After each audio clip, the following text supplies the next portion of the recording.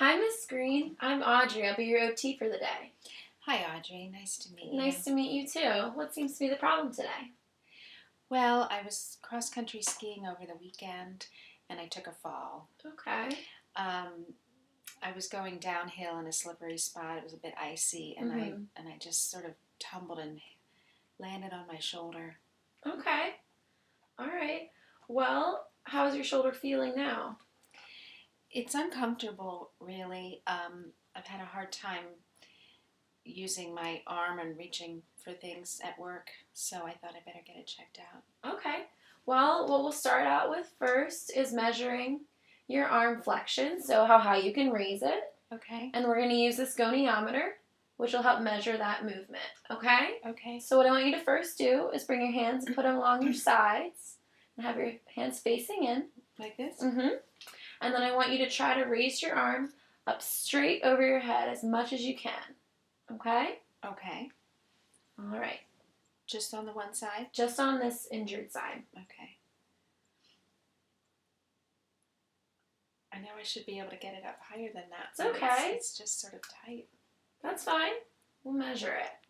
All right. So I'm going to line up the stable side with the midline of your trunk and the axis on your shoulder and the movable part on your humerus. And let's see. It looks like you can do about, you are at 104 degrees of flexion. Do you think you can go any higher than that? I'll try. Okay.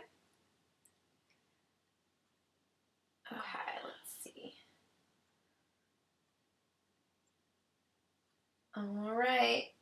So you are now at 112 degrees of flexion. And what would be normal? It's 180 degrees. Oh, I have some work to do. Yes, and we'll get there. So you can bring your arm down nice and slow. Okay.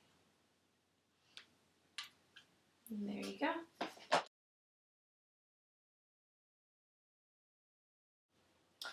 Okay, Miss Green, now we're going to measure your extension.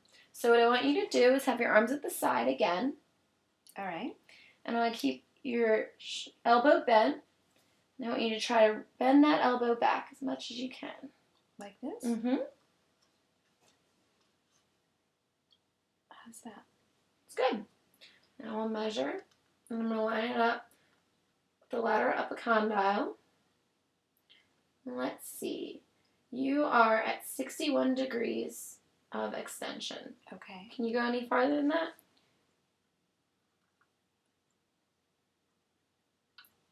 Okay. That's about as far as I can go. You're now at 70 degrees of extension. Okay. So that's great. Okay, so you can bring your arm back down.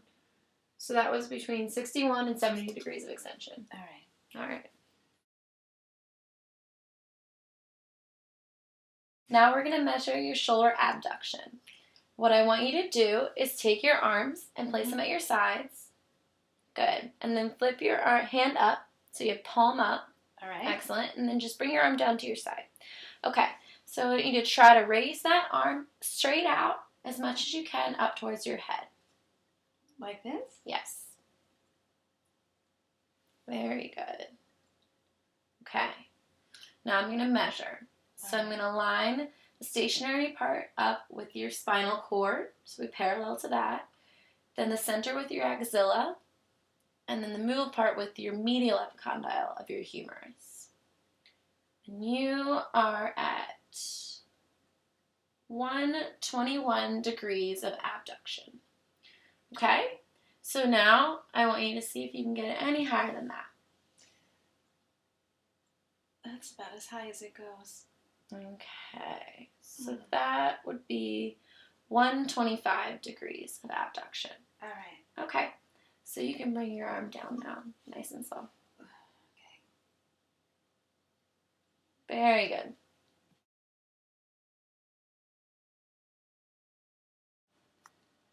Okay, Miss Green, now we're going to look at your elbow flexion. So I've got you lying down so we can definitely see how far you can bend that All right. arm. So I'm going to line my goniometer up with your arm, And what I want you to try to do, first you're going to put your palm up, and then I want you to just bend that arm like you're doing a curl. Good. All right, so I'll line this up with the stylet process, and you are at 90 degrees of elbow flexion. Do you think you could bend it any more than that? Bending it forward like this? Mm-hmm. Oh yeah, that's not hurting. Okay, let's see where we are now. And you are now at 120 degrees of elbow flexion. All right. All right. You can bring your arm back down. Perfect.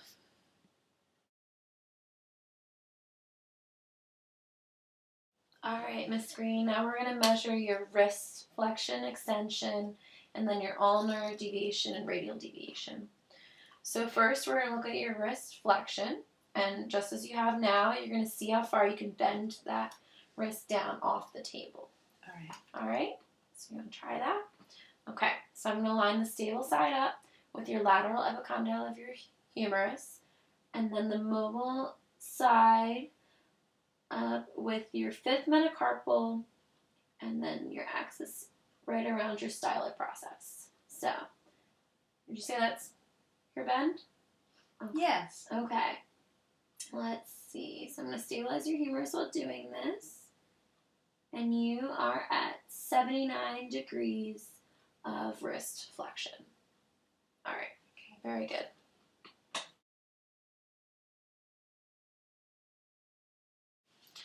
All right, Miss Green, now we're going to measure your wrist extension. So we're going to line it up just like we did with the flexion. All right. I'm going to stabilize your arm. And we're going to have the stable part of the goniometer lined up with your lateral epicondyle of your humerus. And then I want you to try to bend that arm straight up as much as you can. All right. And that's lined up with the fifth metacarpal. Looks like you are at 75 degrees of wrist extension. Okay. Do you want me to try to bend it further? No, that's good. Okay. Okay, you can relax.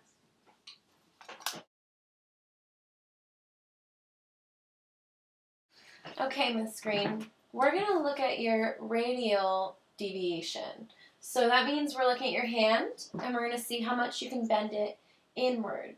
Okay. Okay? Mm-hmm. So you want to try to give that a try? Inward. Towards your body. Okay. Okay. All right. So now I'm going to line the goniometer with the stable side along your middle part of your forearm. And then we want to take the axis right at your capitate and then bring the movable part so that it's lined up with your third metacarpal. All right. So what I want you to do is bring that arm a little straighter back like that. Okay. So you have it bent as much as you feel like you can do? Yes. Okay. So you are at 17 degrees of radial deviation. Okay. So that's fine. All right. Thank you. Mm-hmm.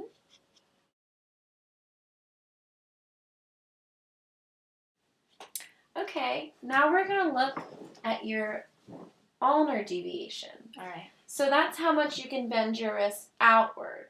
Okay? All right. So I want you to give that a try. Good. So we'll line it up like we did with the radial deviation. All right. We'll have the stable part lined up with the medial part of your forearm, the axis with your capitate, which is right there. And then we'll have the movable portion lined up with your third metacarpal. Let's make sure.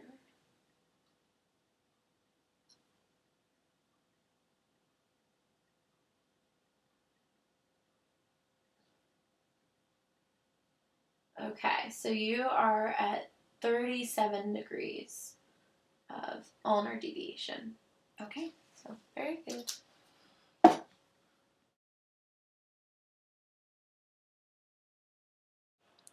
All right, Miss Green, we're going to look at your metacarpal phalangeal joint and the flexion of it. All right, so first we want to get you to bring your hand up like this, and we're going to be bending at the knuckle.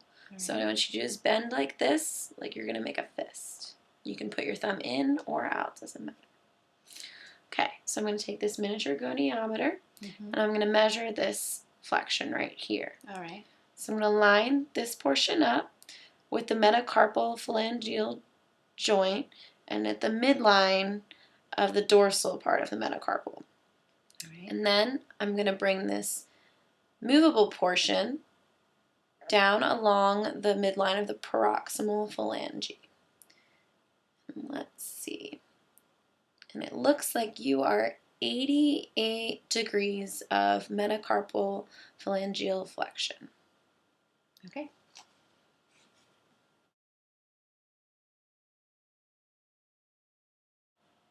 Okay, now we're going to look at the interphalangeal joint. All right. The proximal portion of it. So what I want you to do is bring your hand up again like this, and you'll be bending at this portion, which is the proximal interphalangeal joint.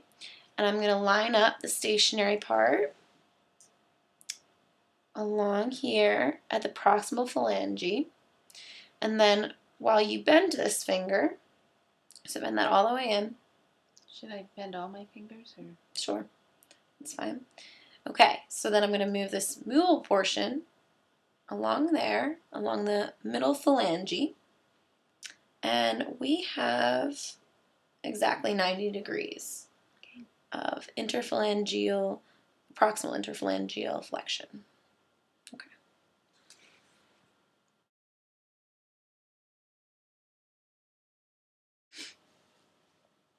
All right, so our last measurement, we're going to look at the distal interphalangeal joint. So we're going to bring your hand up again like this, and you're going to be bending this portion of your finger, which I will help facilitate.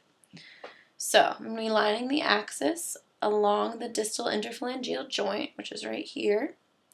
The stationary portion is going to go along the midline of the middle phalange, it's right here. And this movable portion is going to move with this tip of your finger along the dorsal midline of the distal phalangeal piece. So as I move that, we're going to get to, it looks like, about 50 degrees of distal interphalangeal joint flexion. Okay. Great.